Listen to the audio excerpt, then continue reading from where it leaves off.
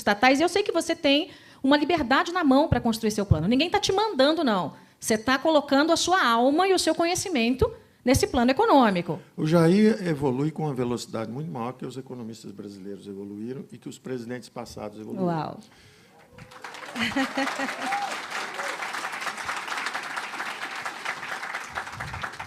Os economistas brasileiros levaram alguns anos. Então, primeiro congelaram preços, depois congelaram a poupança. Quando viram que não dava certo, vieram com o plano real bem melhor, porque tinha um fundamento importante, a política monetária. Mas esqueceram dos outros fundamentos. Então, quando você faz uma política monetária muito forte, mas deixa solta a parte fiscal, o que acontece? O juro vai para a lua. Então, nós fizemos um plano que levou nossa dívida a dívida está chegando agora a 4 trilhões, 3 trilhões de %. Lembrem-se que lá atrás era coisa de 200 bilhões. Então, o que adianta se você pisa no freio monetário, mas pisa no acelerador fiscal? O carro sai andando de lado. É. Então, nós tivemos... E depois os tucanos não entendem por que perderam 4 eleições seguidas. Porque eles agradaram o andar de cima. Juro alto, o Brasil virou o paraíso dos rentistas e o inferno dos empreendedores. É. Subiram impostos, subiram os juros, empurraram o câmbio para baixo. Aí o Brasil cresce mediocremente 2, 3, 4 anos. O Lula tinha perdido 3 eleições. Com o tucano, você acaba elegendo. Na quarta, você acaba elegendo o Lula. E aí, quando o Lula entra, descobre que, em vez de pagar 300, 400 bilhões de juros por ano aqui na Faria Lima, pega só 10 milhões e joga no Bolsa Família. O Lula incluiu o pobre no orçamento público e, merecidamente, ganhou algumas eleições. Se perdeu também pela mesma razão. A mesma razão. E é interessante isso, como é um inglês, Lord Acton, todo poder corrompe. O poder absoluto corrompe absolutamente. Então, uma coisa são os militares anti-ameaça, de esquerda, etc., fazem a intervenção, derrubam a inflação, e aí começam a estatizar. E a estatização vai subindo. A infraestrutura está lá, foi feita.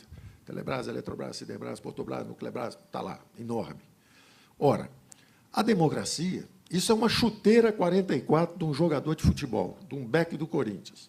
Aí entra a democracia, com as suas singelas aspirações. Educação, saúde, segurança. É um sapatinho de bailarina, 36.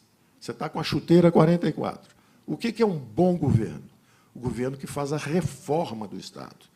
Ele fala o seguinte, missão cumprida na infraestrutura, a base está no país, o que eu faço agora? Vamos privatizar. Chama o setor privado. Quem é que vai gastar agora com a Eletrobras? A Eletrobras está quebrada. As distribuidoras estão quebradas, estão sem recursos. Tem déficit.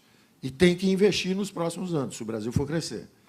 De onde vem esse dinheiro? Se o governo está quebrado, não tem segurança, não tem saúde, não tem educação, não tem nada. De onde vem esse dinheiro?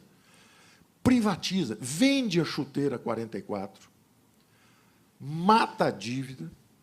Se você matar aí 20%, 25% da dívida, em vez de você pagar 400 bilhões, você paga só 300, 250. Você libera 100, 150, 200 bilhões. Para quem? Para saúde, educação, segurança. Como? Descentralizando. Eu digo para o Jair, você vai ser o primeiro presidente da República, em 40 ou 50 anos, que vai amputar seus próprios poderes. Você vai descentralizar o poder e descentralizar os recursos. O dinheiro tem que ir onde o povo está. O povo está na rua, então ele precisa de segurança lá. O garoto está andando aqui pela cidade, ele precisa da escola aqui. Não é no toma lá da cá de 42 ministérios em Brasília. Ao contrário, é regenerar a classe política. A classe política tem medo. O Jair é um capitão, é militar, ele vai fazer a democracia regredir. Ao contrário. A ausência dessa dimensão fiscal, a não percepção de que o governo se hipertrofiou, embaraçou os militares, constrangeu os militares no final.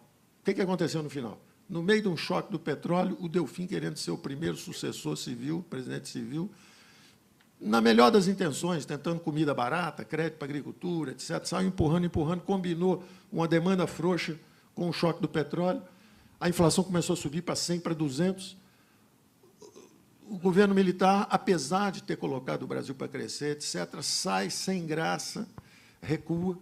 a inflação começa a subir, entram os civis, sentam em cima da boca do vulcão, aquilo explode, vira uma hiper, e eles começam a rodar em círculos, e hoje dizem como se fossem virtuosos, como se assim, o Jair não sabe nada de economia. Ora, quem congela preço no Brasil inteiro sabia algo de economia? Quem congela a poupança no Brasil inteiro sabia algo de economia?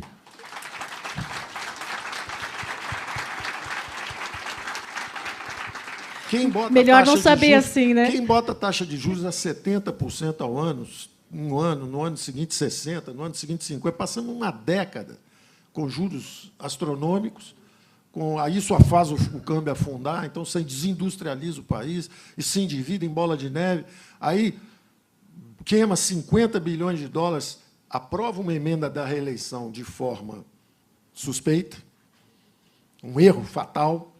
Quando você aprova uma reeleição, olha o desastre que virou. Quer dizer, o Tucano aprova uma reeleição, depois perde 4 seguidas. Ganha uma e perde 4. Fizeram uma conta. Destruiu o seu próprio partido. Acabou, dissipou. Cadê o PSDB hoje? Todo mundo escondido. Então, ficou um negócio terrível.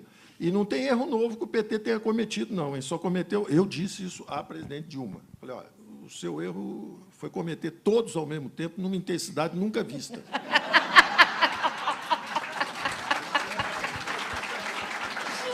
Mas erro novo não teve nenhum. Nenhum. Congelar preço, já tinha. Mensalão, já teve um mensalinho. Qualquer um que você falar, já teve.